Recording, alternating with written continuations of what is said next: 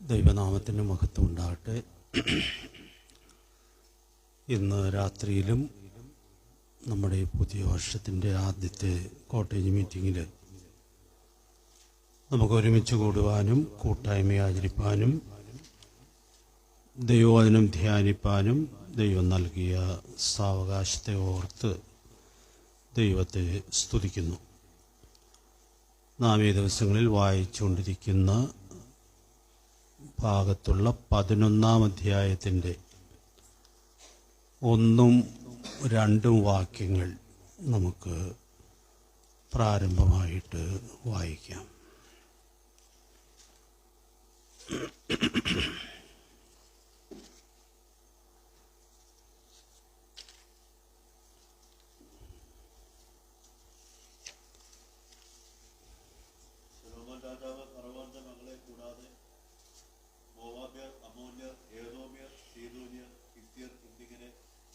അന്യജാതിക്കാരികളായ അനേക സ്ത്രീകളെയും സ്നേഹിച്ചു. നിങ്ങൾക്ക് അവരോട് കൂടിക്കലർച്ച അരുത്, അവർക്ക് നിങ്ങളോട് കൂടിക്കലർച്ച അരുത്. അവർ നിങ്ങളുടെ ഹൃദയത്തെ തങ്ങളുടെ ദേവന്മാരിലേക്ക് വശീകരിച്ച് കളയുമെന്ന് യഹോവ ഇസ്രായേൽ മക്കളോട് അരുളി ചെയ്ത അന്യജാതികളിൽ നിന്നുള്ളവരെ തന്നെ അവരോട് ശലോമോൻ സ്നേഹത്താൽ പറ്റിച്ചേർത്തിരുന്നു. ഈ വാക്യങ്ങൾ നമുക്കേറെ പരിചയമുള്ള വാക്യങ്ങളാണ്.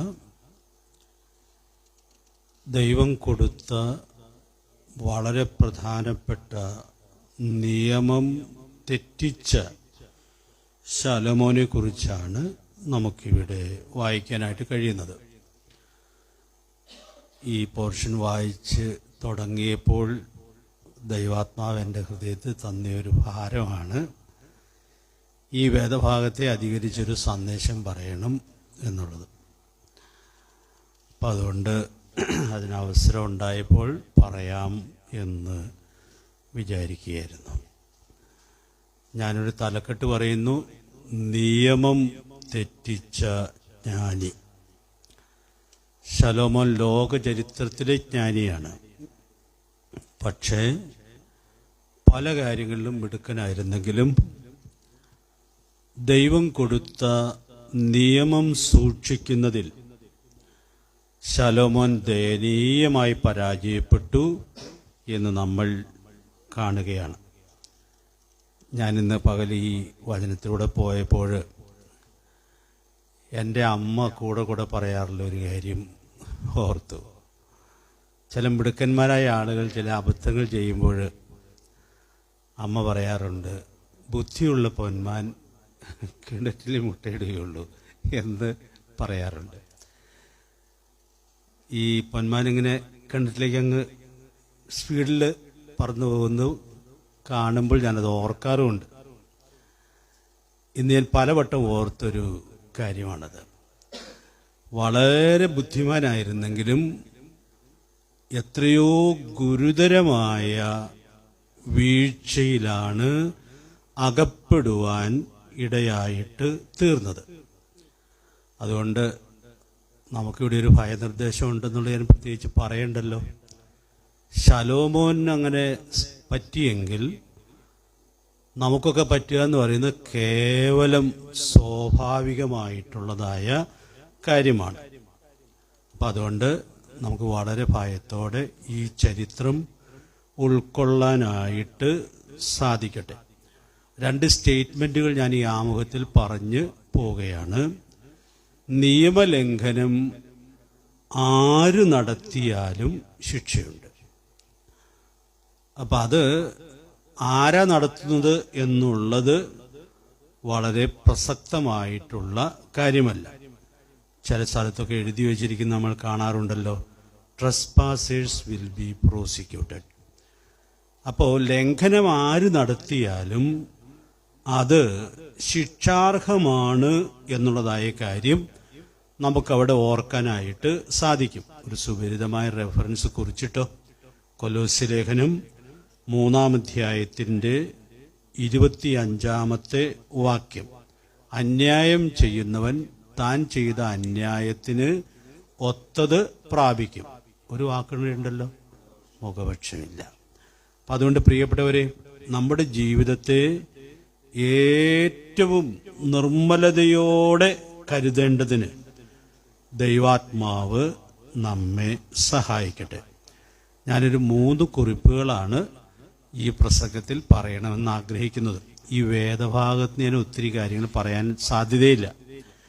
ഇവിടെ ശലോമോന്റെ ജീവിതത്തിൽ സംബന്ധിച്ച കുടുംബപരമായ നിയമലംഘനമാണ് നമ്മൾ കാണുന്നത്. അതുകൊണ്ട് നമ്മുടെ ജീവിതത്തിൽ സംഭവിക്കാൻ സാധ്യതയുള്ളതായ ചില കാര്യങ്ങൾ ഈ കാലഘട്ടത്തോട് പ്രസക്തമായ നിലയിൽ ഓർപ്പിക്കണം എന്നാണ് നമ്മൾ ആഗ്രഹിക്കുന്നത്. ഇവിടെ ശലോമോൻ ചില അരുതുകൾ ലംഘിക്കുകയായിരുന്നു. അപ്പോൾ ഒന്നാമത്തെ കാര്യം ഞാൻ ഇങ്ങനെ പറയട്ടെ, തിരുവെഴുത്തിലെ അരുതുകൾ ലംഘിക്കരുത്. 2ാമത്തെ വാക്യത്തിൽ വായിക്കുന്നത് നിങ്ങൾക്ക് അവരോട് കൂടിക്കലർച്ച അരുത്.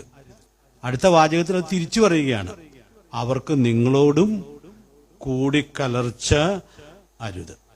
അപ്പോൾ വളരെ കൃത്യമായി ദൈവം തൻ്റെ ജനത്തിന് കൊടുത്ത വിലക്കാണ് ജ്ഞാനിയായ ശലോമോൻ ലംഘിക്കുവാൻ ഇടയായിട്ട് തീർന്നത്.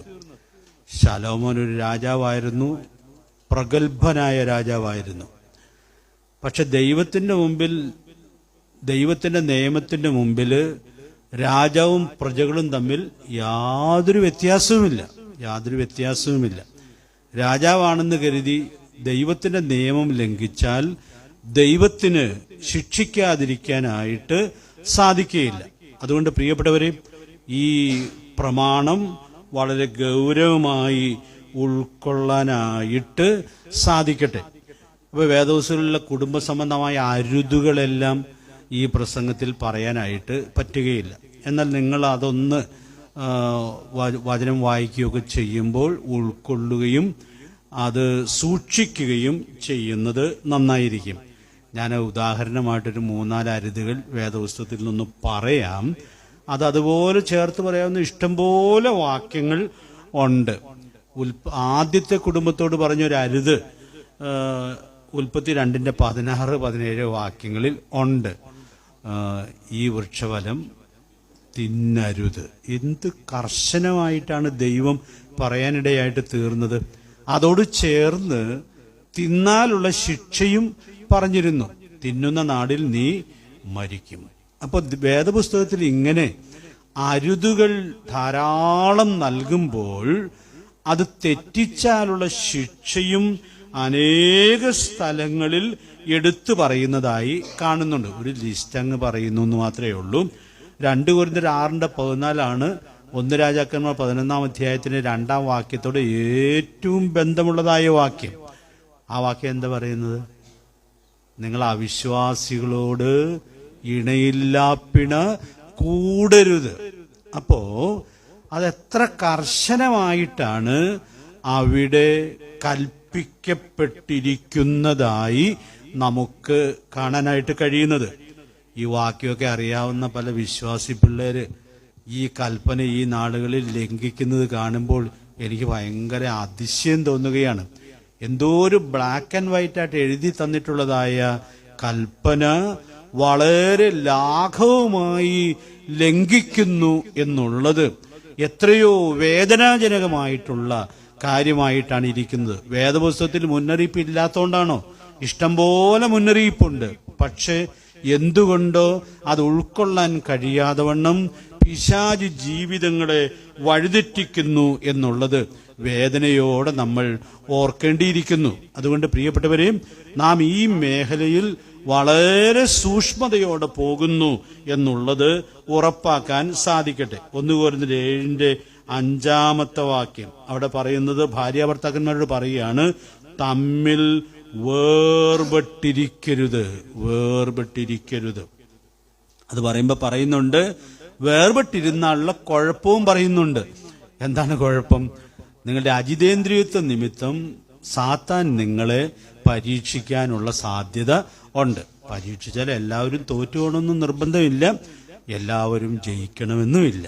അപ്പൊ അതുകൊണ്ട് ഈ അരുത് പറയുമ്പോൾ പ്രത്യേകിച്ച് പറയുക, ഇത് ലംഘിച്ചാൽ ഇങ്ങനെയൊരു വലിയ അപകട സാധ്യതയുണ്ടെന്നുള്ളത് പറയുക. നോക്കണേ, ദൈവത്തിന്റെ വചനം എന്ത് ഭംഗിയായിട്ടാണ് നമുക്ക് കൽപ്പനകൾ തരുന്നതും അത് ലംഘിച്ചാലുള്ള ദോഷം ചൂണ്ടിക്കാണിക്കുന്നതുമായി നമുക്ക് കാണാനായിട്ട് സാധിക്കുന്നത്. സാധാരണ കല്യാണങ്ങളിലൊക്കെ പറയാറുള്ള ഒരു അരുതും കൂടി അങ്ങ് പറഞ്ഞ് ഞാൻ ആ ലിസ്റ്റ് അവസാനിപ്പിക്കുകയാണ്. മത്തായി സുവിശേഷം 19-ാം അധ്യായത്തിന്റെ 6-ാമത്തെ വാക്യത്തിൽ, ആകയാൽ ദൈവം യോജിപ്പിച്ചതിനെ മനുഷ്യൻ വേർപിരിക്കരുത്. അപ്പോൾ ഇങ്ങനെ വേദപുസ്തകത്തിൽ കുടുംബ സംബന്ധമായിട്ടുള്ള അനേക അരുതുകൾ നമുക്ക് കാണാനായിട്ട് സാധിക്കുന്നുണ്ട്. അതുകൊണ്ട് നല്ല കുടുംബജീവിതം നയിക്കണം എന്ന ആഗ്രഹമുള്ള ആളുകൾ ദൈവത്തിന്റെ വചനം വായിക്കുമ്പോൾ ഈ അരുതുകൾ ഒക്കെ സൂക്ഷ്മതയോടെ പരിശോധിച്ച് അത് സൂക്ഷ്മതയോടെ പാലിച്ച് നല്ല കുടുംബം പണിയാനായിട്ട് ദൈവാത്മാവ് നമുക്കേവർക്കും കൃപ നൽകട്ടെ. പുതിയ വർഷമല്ലേ, നിങ്ങളൊരു തീരുമാനമെടുത്താൽ നല്ലതാണ്. വചനത്തിൽ അരുതെന്ന് പറഞ്ഞിരിക്കുന്ന കാര്യം ഞാൻ ഈ വർഷത്തിൽ ചെയ്യുകയില്ല എന്ന് നിങ്ങൾ തീരുമാനിച്ചാൽ ഈ വർഷം നിങ്ങളുടെ ജീവിതത്തിൽ ഒരു സുവർണ വർഷമായി മാറുവാൻ ഇടയായിട്ട് തീരും. കർത്താവ് നമ്മെ സഹായിക്കട്ടെ. ഇനി രണ്ടാമതായിട്ട് ഞാൻ പറയുന്നത്, ശലോമോന്റെ ഈ കാര്യം 1000 പെണ്ണുങ്ങളെ കല്യാണം കഴിച്ചയാളുടെ കാര്യമൊന്നും നമ്മുടെ ഈ ക്ലാസ്സിൽ ഞാൻ വിശകലനം ചെയ്യണം എന്ന് ആഗ്രഹിക്കുന്നില്ല. അത് കാലികമായി ഒത്തിരി പ്രസക്തമല്ലെന്നാണ് ഞാൻ വിചാരിക്കുന്നത്. ഒത്തിരി തെറ്റുന്ന ആളുകൾ അത്രയും പറ്റിയൊന്നും തെറ്റുമെന്ന് എനിക്ക് തോന്നുന്നില്ല. അപ്പോൾ അതുകൊണ്ട് ആ സംഭവം ഞാൻ ഒത്തിരി വിശകലനം ചെയ്യണം എന്ന് വിചാരിക്കുന്നില്ല. എന്നാൽ നാം സാധാരണ ചിന്തിക്കുന്ന, സാധാരണ നമ്മളൊക്കെ പ്രാർത്ഥിക്കുന്ന വിവാഹം എന്നുള്ളതായ വിഷയം, അവിടെയാണല്ലോ ഈ മനുഷ്യൻ തെറ്റിയത്. അപ്പോൾ വിവാഹത്തിലെ ചില നിയമങ്ങൾ ദൈവത്തിന്റെ വചനത്തിൽ നമുക്ക് തന്നിട്ടുണ്ട്. ഈ ശലോമോന് കിട്ടിയ വെളിപ്പാടും അരുതുമൊക്കെ വളരെ ലിമിറ്റഡ് ആയിരുന്നു എന്ന് പറയാം. ആ വെളിപ്പാടുകൾ അത്ര പൂർണ്ണമായിരുന്നില്ല. അന്നത്തെ നിലയിൽ അത് മതിയായിരുന്നു, അത് സൂക്ഷിച്ചാൽ മതിയായിരുന്നു. പക്ഷെ നമുക്ക് എന്തോരം സത്യങ്ങളാണ് ഈ വിഷയബന്ധത്തിൽ ദൈവം വെളിപ്പെടുത്തി തന്നിട്ടുള്ളത്. നമ്മൾ എന്ത് ഭാഗ്യവാന്മാരാണ്. കുടുംബജീവിതത്തിൽ വെളിപ്പെടുത്തി തരേണ്ട എല്ലാ കാര്യങ്ങളും ദൈവം വെളിപ്പെടുത്തി തന്നിരിക്കുന്നു എന്നുള്ളത് എത്രയോ മനോഹരമായിട്ടുള്ളതായ സത്യമായിട്ടാണ് ഇരിക്കുന്നത്.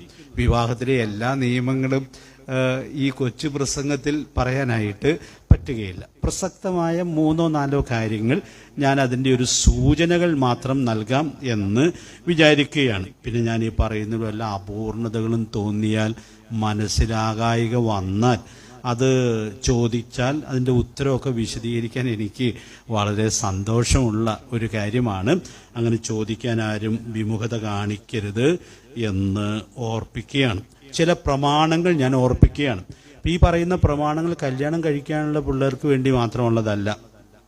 അതിനേക്കാൾ കൂടുതൽ കല്യാണം കഴിക്കാനുള്ള പിള്ളേരുടെ മാതാപിതാക്കൾക്ക് ഉള്ളതാണ്. അപ്പം അതുകൊണ്ട് ഏറ്റവും സൂക്ഷ്മതയോടുകൂടി അത് ഉൾക്കൊള്ളുക എന്നുള്ളത് വളരെ പ്രധാനപ്പെട്ട കാര്യമാണ്. ആദ്യത്തെ കാര്യം മാതാപിതാക്കൾക്കുള്ളതാണ്. മക്കളുടെ വിവാഹത്തിൽ മാതാപിതാക്കൾക്കാണ് അധികാരം. അതിന് ഉപോത്ബലകമായൊരു തെളിവ് ഞാൻ കൂടെ പറയാറുണ്ട്. അത് പറഞ്ഞില്ലെങ്കിലും കുഴപ്പമില്ല. നിങ്ങൾക്ക് ഏതെങ്കിലും ഒരു തെളിവ് പറയാൻ പറ്റുമോ? മക്കളുടെ വിവാഹത്തിൽ മാതാപിതാക്കൾക്കാണ് അധികാരം. അത് റെഫറൻസുകളൊക്കെ മാറിപ്പോ ഞാൻ തന്നെ പറയാല്ലേ. നെഹമ്യാവിന്റെ പുസ്തകം 10-ാം അധ്യായം ഒരു ഉണർവിൻ നിർണയങ്ങളുടെ പുസ്തകമാണ്. ഈ വർഷാന്ത്യ ദിവസങ്ങളിലും പുതുവർഷം തുടങ്ങുമ്പോഴൊക്കെ ഒന്ന് വായിക്കേണ്ട ഒരു അധ്യായമാണ് നെഹമ്യാവ് 10.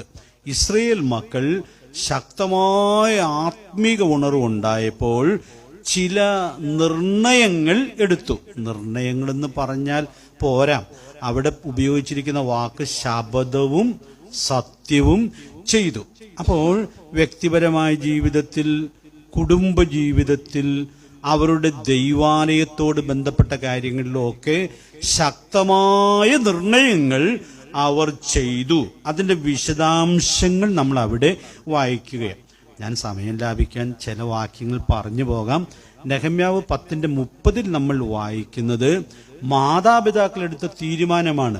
ഞങ്ങളുടെ പുത്രിമാരെ ദേശത്തെ ജാതികൾക്ക് കൊടുക്കയില്ല, ഞങ്ങളുടെ പുത്രന്മാർക്ക് അവരുടെ പുത്രിമാരെ ഭാര്യമാരായിട്ട് എടുക്കയില്ല. അതല്ലേ ശലോമോൻ തെറ്റിച്ചത്.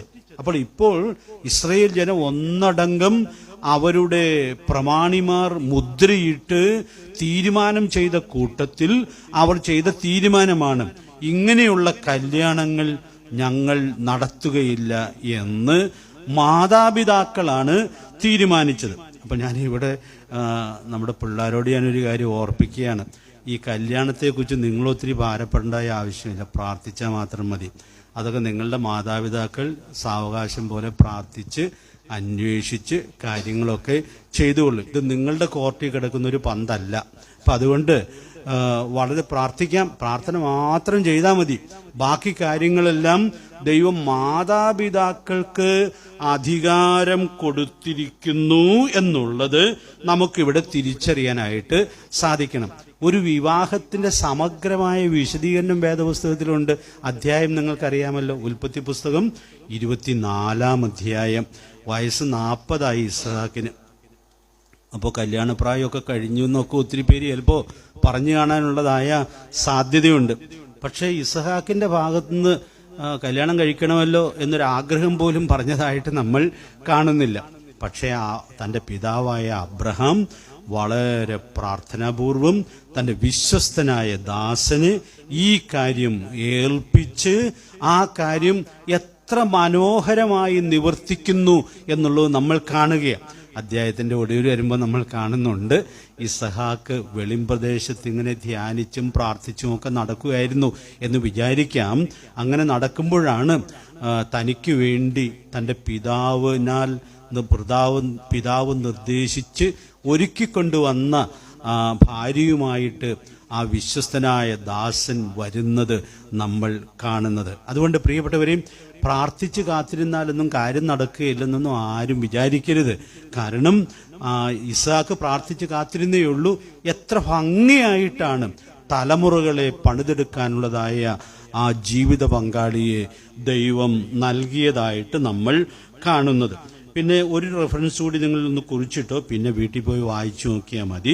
1 കൊരിന്ത്യർ 7-ാം അധ്യായത്തിന്റെ 38-ാമത്തെ വാക്യത്തിൽ പറയുമ്പോൾ ഒരു കന്യകയെ വിവാഹം കഴിപ്പിക്കാനും കഴിപ്പിക്കാതിരിക്കാനും ആർക്കാണ് അധികാരം എന്നറിയാമോ? അപ്പനാണ് അധികാരം. നിങ്ങൾ വീട്ടിൽ പോയി വായിച്ചിട്ടുള്ള സംശയം തോന്നുവാണെങ്കിൽ പിന്നെ ചോദിച്ചാൽ മതി കേട്ടോ. എന്ത് കൃത്യമായിട്ടാണ് ആ കാര്യം വ്യക്തമാക്കിയിരുന്നതായിട്ട് നമ്മൾ കാണുന്നത്. അപ്പോൾ ഈ വേദപുസ്തകം ഈ അടിസ്ഥാന സത്യത്തെയാണ് പഠിപ്പിക്കുവാൻ ഇടയായിട്ട് തീരുന്നത്. അതുകൊണ്ട് മക്കൾ പ്രായമായിട്ട് വരുമ്പോൾ ഇതൊക്കെ മാതാപിതാക്കൾ മക്കളോട് പറഞ്ഞു കൊടുക്കുകയും അവരെ ആ കാര്യങ്ങൾ ബോധ്യപ്പെടുത്തുകയും ചെയ്യുക എന്നുള്ളത് വളരെ പ്രധാനപ്പെട്ട കാര്യമാണ്. സഭയിൽ ചിലപ്പോൾ ഇത് എപ്പോഴും പറയാൻ പറ്റിയെന്ന് വരികയില്ല. പക്ഷേ മക്കൾ പ്രായത്തിലേക്ക് വരുമ്പോൾ പ്രായത്തിനനുസരിച്ച് ഈ വിഷയത്തിലുള്ള ഉപദേശം കൊടുക്കാനായിട്ട് മാതാപിതാക്കൾക്കാണ് പ്രധാനപ്പെട്ട ഉത്തരവാദിത്വം ഉള്ളത്. അത് പ്രത്യേകിച്ച് ഇവിടെ നമുക്ക് ഉൾക്കൊള്ളാനായിട്ട് സാധിക്കട്ടെ. ഞാൻ ആദ്യം പറഞ്ഞൊരു പോയിന്റ് ഇവിടെ പറയാതിരിക്കാൻ പറ്റില്ല എന്നുള്ളത് കൊണ്ട് അതൊന്ന് ആവർത്തിക്കുകയാണ്. വിശ്വാസി അവിശ്വാസി വിവാഹം കഴിക്കരുത്. പുതിയ നിയമത്തിലെ ഒരു വാക്യം നമ്മൾ പറഞ്ഞു, 2 കൊരിന്ത്യർ 6:14. ഒരു റെഫറൻസ് കൂടി ഞാൻ കുറിച്ചിടുകയാണ്, പറയുകയാണ്. 1 കൊരിന്ത്യർ 7-ാം അധ്യായത്തിന്റെ 39-ാമത്തെ വാക്യത്തില് അവിടെ ഈ പ്രമാണത്തിന്റെ ആവർത്തനം നമുക്ക് കാണാനായിട്ട് സാധിക്കുന്നുണ്ട്. ഭർത്താവ് മരിച്ചാൽ ഒരു വിധവയ്ക്ക് വിവാഹം കഴിക്കാനുള്ളതായ സ്വാതന്ത്ര്യം പ്രമാണത്തിൽ അനുവദിക്കപ്പെടുന്നുണ്ട്. പക്ഷെ ഈ വ്യവസ്ഥ വെച്ചിട്ടുണ്ട്, കർത്താവിൽ വിശ്വസിക്കുന്നവനുമായി മാത്രമേ ആകാവൂ. അപ്പോൾ പുതിയ നിയമത്തിൽ ഈ ഉപദേശം വളരെ വ്യക്തമായി വെളിപ്പെടുത്തപ്പെട്ടിരിക്കുന്നു എന്നുള്ളത് നമുക്ക് ഇവിടെ ഉൾക്കൊള്ളാനായിട്ട് സാധിക്കുകയാണ്. അതുകൊണ്ട് പ്രിയപ്പെട്ടവരെ, ഈ പ്രമാണം അതുപോലെ തന്നെ നിർബന്ധമായും സൂക്ഷിക്കണം. ഇത് തെറ്റിച്ച് വലഞ്ഞു പോയിട്ടുള്ള അനേക ആളുകളെ എൻ്റെ ഈ കൊച്ചു ജീവിതത്തിനുള്ളിൽ ഞാൻ കണ്ടിട്ടുണ്ട്. അവർ ഏറ്റെടുത്തുള്ള അരിഷ്ടതയും കണ്ടിട്ടുണ്ട്. ഇങ്ങനെ തെറ്റിച്ചവരാരും നന്നായി കുടുംബജീവിതം നയിച്ചത് ഞാൻ ഇതുവരെ കണ്ടിട്ടില്ല. അതുകൊണ്ട് പ്രിയപ്പെട്ടവരെയും, ഒരു വിശ്വാസി അവിശ്വാസിയെ വിവാഹം കഴിക്കുന്നത് ഏറെ വലിയ ദുരന്തമായിട്ടാണ് ഇരിക്കുന്നത്. തുടക്കത്തിൽ ദുരന്തമായിട്ട് തോന്നുകയില്ലെങ്കിലും ദുരന്തമായി പിൽക്കാലത്ത് പരിണമിച്ചിട്ടുണ്ടെന്നുള്ളത് ഒരു വലിയ യാഥാർത്ഥ്യമാണ്. അതുകൊണ്ട് അത് ഉൾക്കൊള്ളത്തക്കവണ്ണം സൂക്ഷിക്കത്തക്കവണ്ണം ദൈവാത്മാവ് നമ്മെ സഹായിക്കട്ടെ. ഇനി ഞാൻ അവിടെ വളരെ പ്രധാനപ്പെട്ടതും ഒരുപക്ഷെ ഒത്തിരി പേര് ഗൗരവമായി എടുക്കാത്തതുമായ ഒരു സത്യം ഓർപ്പിക്കണം എന്ന് ആഗ്രഹിക്കുകയാണ്. വിശ്വാസി വേറൊരു വിശ്വാസിയെ ഒത്തുവരുമ്പോൾ കല്യാണം കഴിച്ചാൽ മതിയോ? പോരാ. ഈ പ്രമാണം വളരെ പ്രാധാന്യത്തോടെ നമ്മൾ ഏറ്റെടുക്കണം. വിശ്വാസി ദൈവം തനിക്ക് നിയമിച്ചയാളെ വിവാഹം കഴിക്കണം. എനിക്കിതൊരു 10 പ്രാവശ്യം ആവർത്തിച്ചാൽ കൊള്ളാമെന്ന് ആഗ്രഹമുണ്ട്. കാരണം ഈ സത്യം എന്തുകൊണ്ടോ വിശ്വാസഗോളത്തിൽ തമസ്കരിക്കപ്പെടുവാൻ ഇടയായിട്ട് തീർന്നിട്ടുണ്ട്. ഞാൻ ഒരു പ്രാവശ്യം കൂടെ പറഞ്ഞ് തൃപ്തിപ്പെടുകയാണ്. വിശ്വാസി ദൈവം തനിക്ക് നിയമിച്ചയാളെ വിവാഹം കഴിക്കണം. മാതൃകാ വിവാഹത്തിന്റെ ചരിത്രം ഉൽപ്പത്തി പുസ്തകം 24-ാം അധ്യായത്തിൽ രേഖപ്പെടുത്തുമ്പോൾ അബ്രഹാമിന്റെ ദാസൻ ഈ സത്യം 2 വട്ടം ആവർത്തിക്കുന്നതായി നമ്മൾ കാണുന്നുണ്ട്. 24-ലെ 14-ാമത്തെ വാക്യത്തിലും അതുണ്ട്, 44-ാമത്തെ വാക്യത്തിലും ഉണ്ട്. അതിലൊരു വാക്യം ഒന്ന് വായിക്കണം. വായിക്കുമ്പോൾ ഞാൻ ആ പറഞ്ഞ വാക്ക് എത്ര കൃത്യമായിട്ടാണ് അവിടെ ഉപയോഗിച്ചിരിക്കുന്നത്. 44-ാം വാക്യം വായിച്ചോളൂ. 24-44.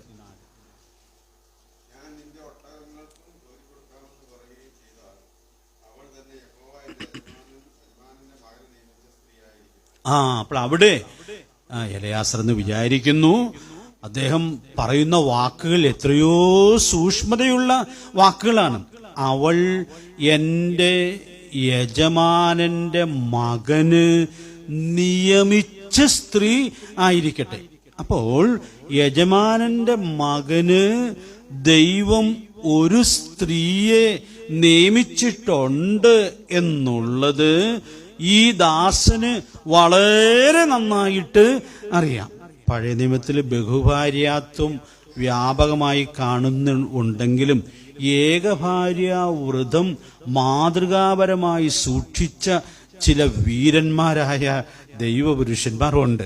അവരിൽ പെട്ടയാളാണ് ഇസഹാക്ക്. അപ്പോൾ ആ ഇസഹാക്കിന് വേണ്ടി ഉള്ളതായ ആ പെൺകുട്ടിയെ പ്രാർത്ഥനാപൂർവം അന്വേഷിക്കുമ്പോൾ ആ ദാസൻ പറയുകയാണ്, അവൾ എൻ്റെ യജമാനന്റെ മകന് നിയമിച്ചവൾ ആയിരിക്കട്ടെ. കുടുംബവേദികളിൽ സാധാരണ പറയുന്നതായ ഒരു ചെറിയ ഉദാഹരണമുണ്ട്. 1000 തേങ്ങയുടെ ചിരട്ടകൾ കൂട്ടിയിട്ടിരിക്കുകയാണെങ്കിൽ നമുക്ക് ഒറ്റ നോട്ടത്തിൽ നോക്കുമ്പോൾ പല ചിരട്ടകളും യോജിക്കുന്നത് പോലെ തോന്നും.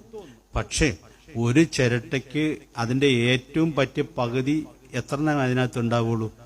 ഒരൊറ്റ എണ്ണമേ ഉണ്ടാവുകയുള്ളൂ. പ്രിയപ്പെട്ടവരെ, മനസ്സിലാകാനായിട്ടൊരു ഇല്ലസ്ട്രേഷൻ പറയാറുള്ളത് പറഞ്ഞു എന്ന് മാത്രമേ ഉള്ളൂ. അപ്പോൾ ഇത് നമ്മൾ മനസ്സിലാക്കണം. ഈ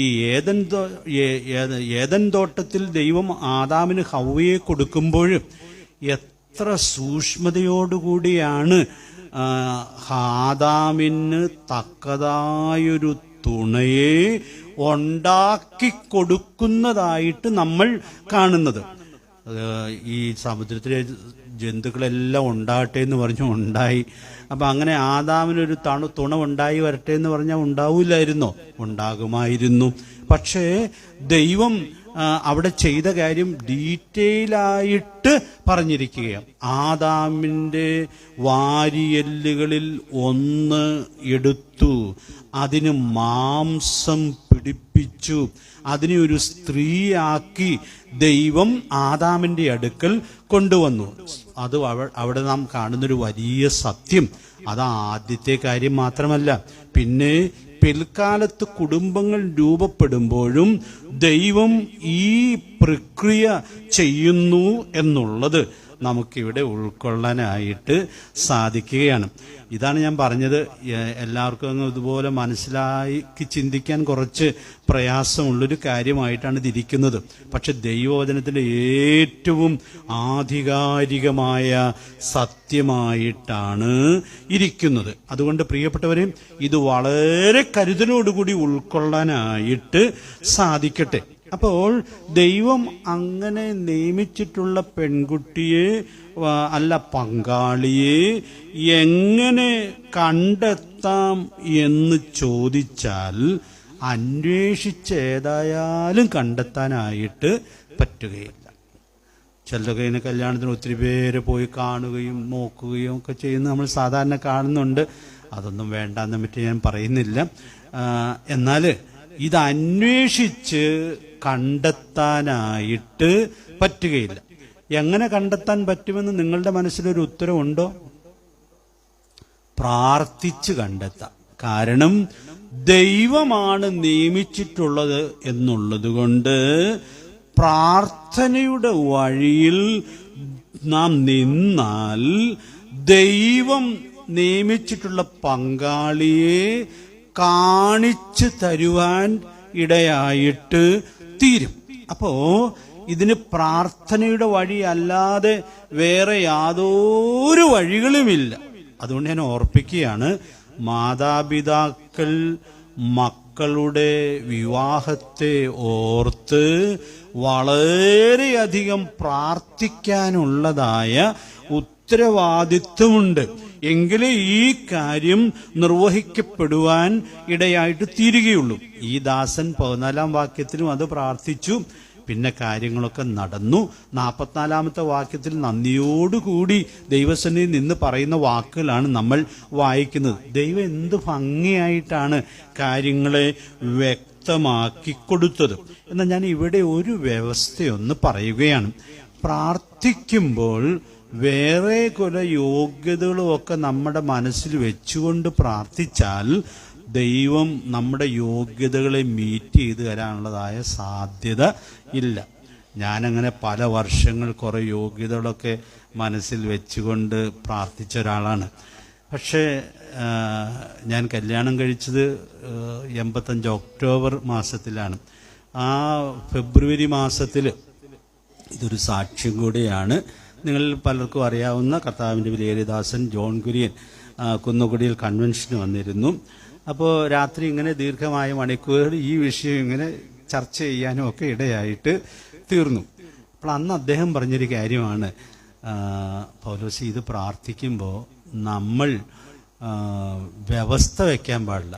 ആൾ വെളുത്തതായിരിക്കണമെന്നോ ഡിഗ്രി ഉണ്ടായിരിക്കണമെന്നോ ഇത്രയും ഉയരം ഉണ്ടായിരിക്കണമെന്നോ എന്നൊക്കെ സിമ്പിളായിട്ട് അത് അന്ന് രാത്രിയിൽ എന്നോട് പങ്കിടാനിടയായി തീർന്നത് ഓർക്കുന്നു. ഫെബ്രുവരി മാസത്തിൽ ഞാനവിടെ എൻ്റെ എല്ലാ മനസ്സിലുള്ള വ്യവസ്ഥകളും അവസാനിപ്പിച്ചു.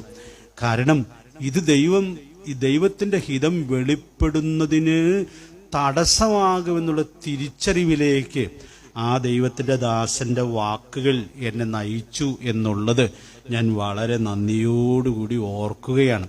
പിന്നെയും ചില മാസങ്ങൾ അങ്ങനെ പ്രാർത്ഥിക്കാനൊക്കെ ഇടയായിട്ട് തീർന്നു.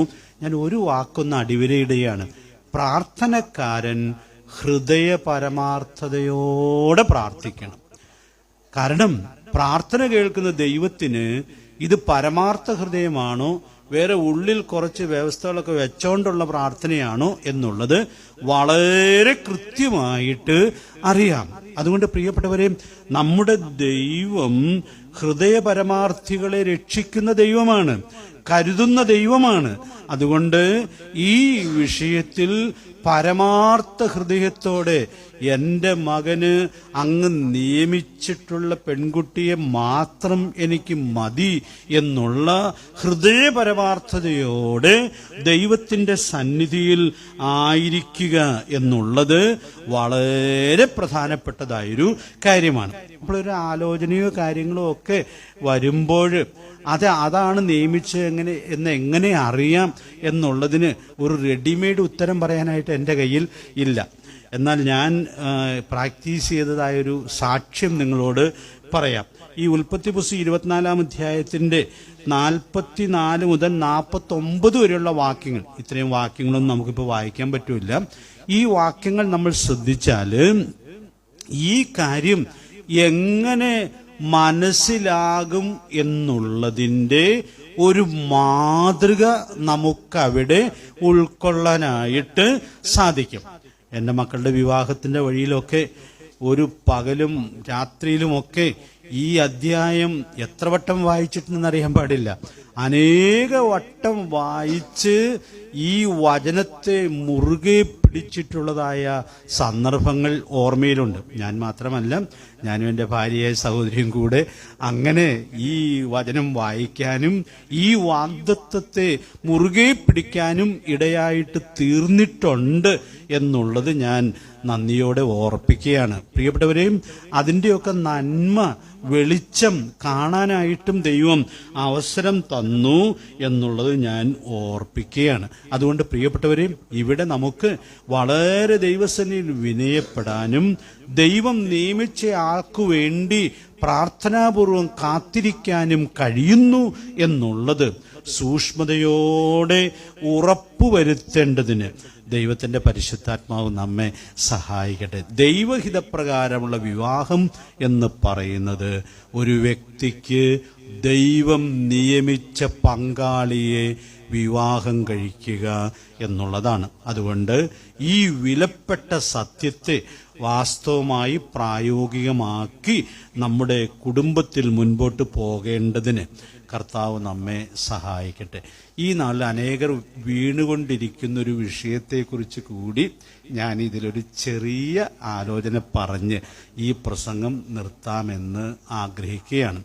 പ്രേമിച്ച് വിവാഹം കഴിക്കാമോ? അത് ഈ കാലത്ത് സാധാരണ ഉയർത്തപ്പെടുന്നതായ ഒരു ചോദ്യമാണ്. അപ്പം അതുകൊണ്ട് ഇതൊന്നും വിശദമായിട്ട് ഇപ്പോൾ പറയാനായിട്ട് പറ്റുകയില്ല. എന്നാൽ ഞാൻ അതിൻ്റെ ഒരു സൂചന ഓരോ വാചകങ്ങളിലായിട്ട് പറഞ്ഞ് പോകാം. പിന്നെ വിശദീകരണം വേണമെങ്കിൽ നിങ്ങൾക്കത് ചോദിച്ചാൽ വിശദീകരിക്കാനുള്ളതായ സാവകാശമുണ്ട്. എനിക്ക് പറയാനുള്ള ഉത്തരം ഞാൻ ഓർപ്പിക്കുന്നു. പ്രേമിച്ച് വിവാഹം കഴിക്കുന്നത് ശരിയല്ല. ശരി വിവാഹം കഴിച്ചിട്ട് സ്നേഹിക്കുന്നതാണ്. ആരാണ് അതിൽ മാതൃക? ഓർക്കണ്ടോ? ഒരു റെഫറൻസ് എഴുതിയിട്ടാൽ മതി. ഉൽപ്പത്തി 24:67. ഇസാക്ക് പ്രേമിച്ചൊന്നുമല്ല കല്യാണം കഴിച്ചത്. പക്ഷേ കല്യാണം കഴിച്ചു കഴിഞ്ഞ് പിന്നെ അവളിൽ പറയാനൊരു വിഷമം നിങ്ങൾക്കില്ല, അവളിൽ സ്നേഹമായി എന്ന് പറഞ്ഞാൽ ഇതാണ് വേദപുസ്തകം വെളിപ്പെടുത്തുന്നതായ മാതൃക. കല്യാണത്തിന് മുമ്പേ സ്നേഹിക്കാൻ പോകരുത്. കല്യാണം കഴിഞ്ഞുള്ള സ്നേഹമാണ് വിശുദ്ധമായ വഴിയായി ഉൾക്കൊള്ളാനായിട്ട് സാധിക്കുന്നത്. ഈ പ്രേമത്തിലൊക്കെ അകപ്പെടുന്നതിന് ഇംഗ്ലീഷിൽ പറയുന്ന വാക്കുകൾക്ക് ആർക്കെങ്കിലും അറിയാമോ? ഫോൾ ഇൻ ലവ് എന്ന് പറയുന്നത്. ഫോൾ ഇൻ ലവ് എന്ന് പറഞ്ഞാൽ എന്താ? പ്രേമത്തിൽ അന്ന് നേരം വീണു. അപ്പോ ഈ ഇങ്ങനെയുള്ള കുരുക്കിൽ അകപ്പെടുന്നത് വീഴ്ചയാണ്.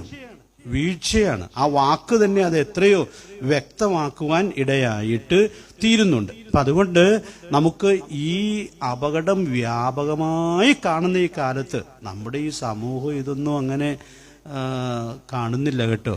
നമ്മുടെ ഈ സമൂഹമൊക്കെ വിചാരിക്കുന്നത് ഇതൊക്കെ വളരെ മാന്യമാണെന്നും ഈ നമ്മുടെ കവികളൊക്കെ എഴുതി വച്ചിരിക്കുന്ന കാര്യങ്ങൾ വായിച്ചു കഴിഞ്ഞാൽ നമുക്ക് ഈ ബൈബിൾ വായിക്കുന്ന ആളുകൾക്ക് വല്ലാത്ത അസ്വസ്ഥത തോന്നും. അതിനൊക്കെ എന്തോരം വർണ്ണിച്ചാണ് കവികളൊക്കെ എഴുതുകയോ പറയുകയോ ഒക്കെ ചെയ്തിട്ടുള്ളത്. ഇതൊക്കെ നമ്മെ വഴിതെറ്റിക്കാനുള്ളതായ മാർഗങ്ങൾ എന്നേ ഉള്ളൂ. നമ്മുടെ പ്രമാണം ദൈവത്തിൻ്റെ വചനമാണ്. അപ്പം അതുകൊണ്ട് ഈ വിഷയത്തിൽ സൂക്ഷ്മമായിട്ടത് ഉൾക്കൊള്ളാൻ സാധിക്കട്ടെ. ഞാനൊരു 7 കാര്യങ്ങൾ ബാക്കിയുള്ള സമയം കൊണ്ട് പറയാം. അപ്പം അത് നിങ്ങളൊന്ന് ശ്രദ്ധിക്കാനായിട്ട് ശ്രമിക്കുക. പ്രേമിച്ച് വിവാഹം കഴിച്ചാൽ വിവാഹത്തിൻ്റെ മാന്യത നഷ്ടമാകും. നമ്മുടെ ചുറ്റും പാർക്കുന്ന അവിശ്വാസികൾ, ഹിന്ദുക്കളോ ആരും ഒക്കെ ആകട്ടെ, ഇങ്ങനെയാ കല്യാണം കഴിച്ചതെന്ന് അറിഞ്ഞാൽ അത് നന്നായില്ലോ എന്നാരെങ്കിലും പറയോ? ആരും പറയാനായിട്ട് സാധ്യത ഇല്ല. എബ്രായർ 13:4 വാക്യം എന്താണ്? വിവാഹം എല്ലാവർക്കും മാന്യം. അതുകൊണ്ട് പ്രിയപ്പെട്ടവരെ, നമ്മൾ ഒരിക്കലേ കല്യാണം കഴിക്കുന്നുള്ളൂ. അത് മാന്യമായി ആയിരിക്കുക എന്നുള്ളത് എത്രയോ പ്രധാനപ്പെട്ട കാര്യമാണ്. ഇതൊക്കെ മാന്യതയൊക്കെ നഷ്ടപ്പെടുത്തി കല്യാണം കഴിഞ്ഞാൽ അവർ ലോകത്തിൽ നിന്ന് മരിച്ചു മാറ്റപ്പെട്ടാൽ പോലും നാട്ടുകാരിത് പറിച്ചിൽ നിർത്തൂല.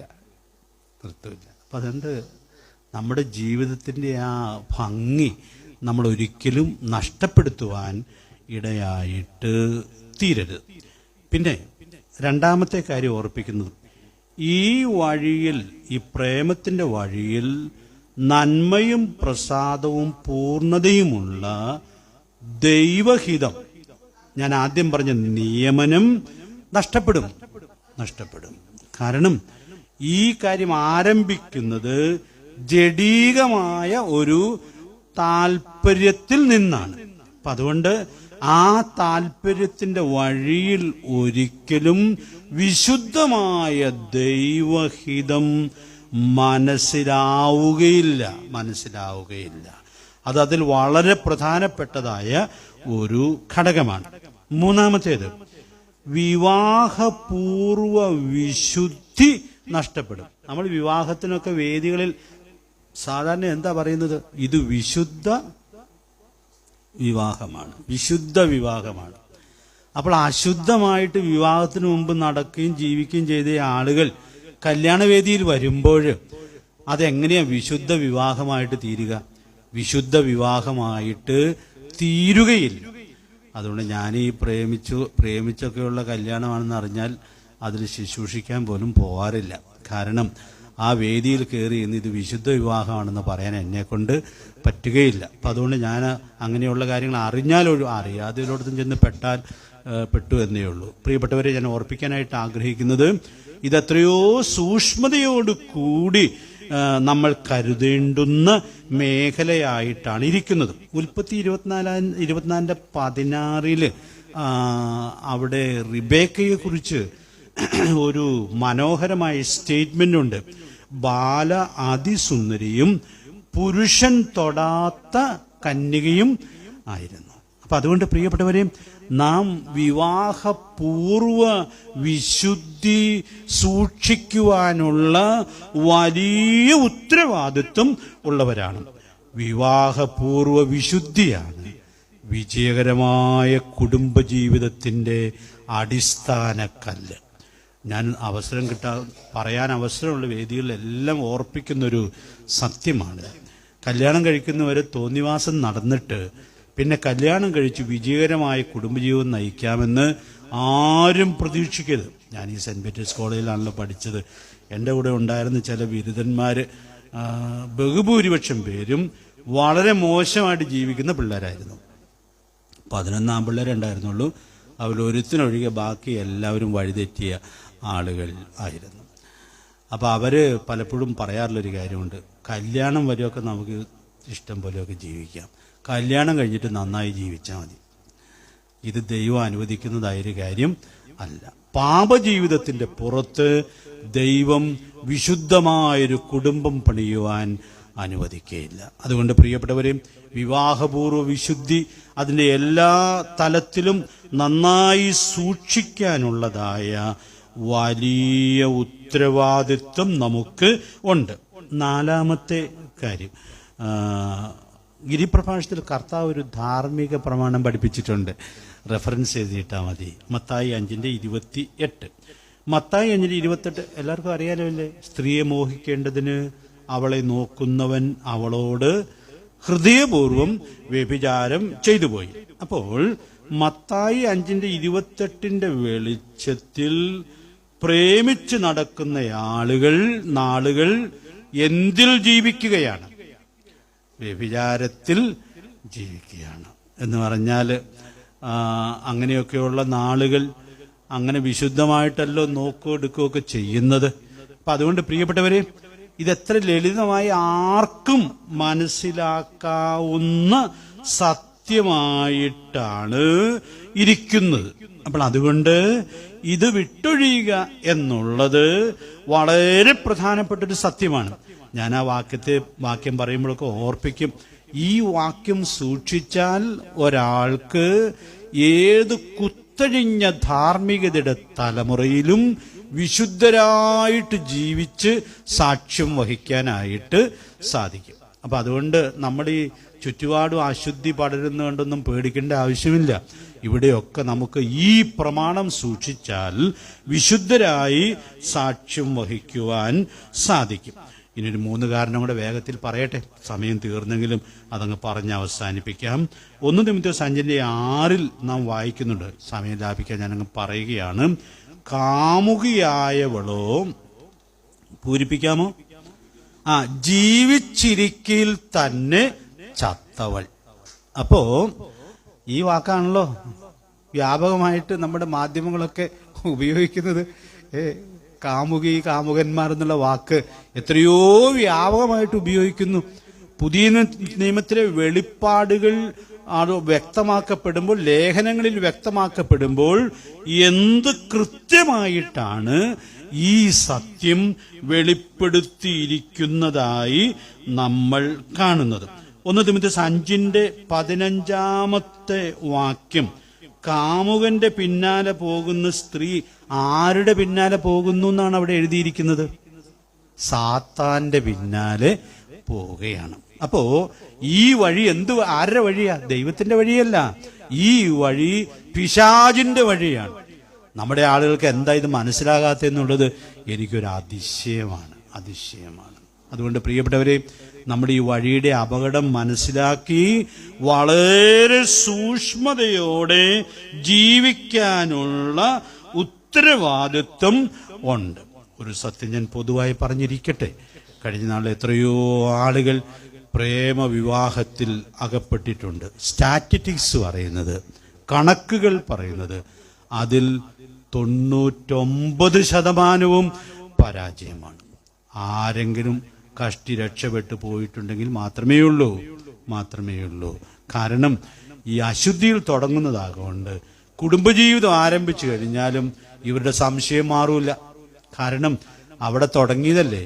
അപ്പൊ അതുകൊണ്ട് കുടുംബജീവിതം, കല്യാണമൊക്കെ കഴിച്ചു കഴിഞ്ഞാലും പരസ്പരമുള്ള സംശയം നിലനിൽക്കുവാൻ ഇടയായിട്ട് തീരും. ആ സംശയത്തിന്റെ വഴിയിൽ തകർന്ന കുടുംബങ്ങൾ ധാരാളമുണ്ട്. നീണ്ടൊരു ലിസ്റ്റ് എൻ്റെ മനസ്സിലുണ്ട്. അതുകൊണ്ട് പ്രിയപ്പെട്ടവരെ, ഈ വഴിയിൽ ആരും ജയാളികളായിട്ട് തീർന്നിട്ടില്ല. അപ്പൊ അതുകൊണ്ട് വളരെ പ്രധാനപ്പെട്ട ഈ വഴിയിൽ ഇങ്ങനെയൊരു ചതിക്കുഴിയുണ്ട് എന്നുള്ളത് കൊണ്ട് നമ്മൾ സൂക്ഷ്മതയോടെ നിൽക്കണം. നമുക്ക് ഇതിന്റെ നല്ല വഴികളെല്ലാം തിരുവെഴുത്തിൽ വെളിപ്പെടുത്തി തന്നിട്ടുണ്ട്. നമുക്ക് ദൈവഭക്തി ജീവിക്കാം, ദൈവത്തിൽ ആശ്രയിക്കാം, ദൈവം ഒരുക്കി തരുന്ന പങ്കാളിയെ വിവാഹം കഴിച്ച് അങ്ങനെ ഏറ്റവും മനോഹരമായി കുടുംബജീവിതം നയിക്കുവാൻ. ഞാനിവിടെ എടുക്കുന്ന സൺഡേ സ്കൂൾ ക്ലാസ്സിലൊക്കെ അത് പറഞ്ഞിട്ടുണ്ടല്ലോ.